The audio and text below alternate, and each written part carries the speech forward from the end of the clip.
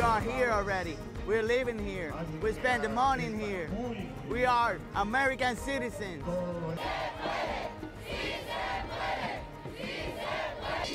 And welcome back to Public Affairs on Peach. Our topic this morning is illegal immigration and Georgia's tough new law. Joining me now is Jerry Gonzalez. He is the executive director of the Georgia Association of Latino Elected Officials. Mr. Gonzalez, good morning to you. Pleasure to be here. You just heard moments ago State Representative Matt Ramsey. He was in here talking about how this was really a fiscally responsible move by the state in order to balance the budget in an economic crisis. You use some pretty strong language yourself, yes. Almost a complete 180 of what he has to say. You say that this is a black eye for Georgia and an economic disaster. It is an economic disaster, and it's the most fiscally irresponsible thing that the governor or the legislature can do. They've provided no mechanism for how to implement or enforce this. There's no budgetary requirements associated with it.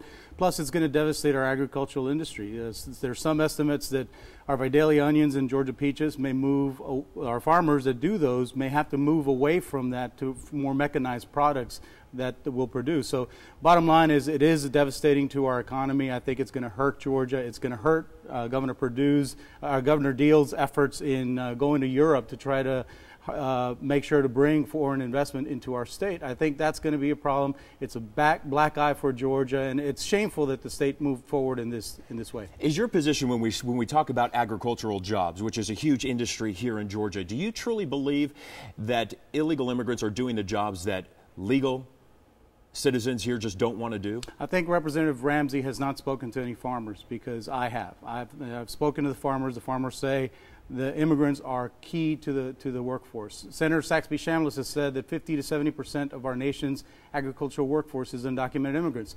If there was an unfettered access to the H-2B visas that Representative Ramsey is talking about, then why do we have a problem with a broken immigration system? Obviously, there's a disconnect there between our working immigration policy and the reality of the situation. Our farmers need immigrant workers in order to survive, and I think that's going to be a problem moving forward. All right, the governor and state lawmakers who have pushed this House bill through, which Governor Deal just signed into law, they say that the state of Georgia is spending over $2 billion a year on illegal immigrants, whether it be through hospital stays or be through education or other areas. Well, I think those studies are questionable, and I think you're not agreeing on the $2.4 billion that they're throwing out there. It's based on an estimate by an anti-immigrant group that has an agenda to curtail legal immigration as well. Devil's advocate here. Yes. Those who are watching the show, there are costs. There are costs. Taking Absolutely. care of illegal immigrants who are not paying taxes. There's costs and there's benefits. $68 billion is generated by the agricultural industry for this state on the backs of immigrant labor.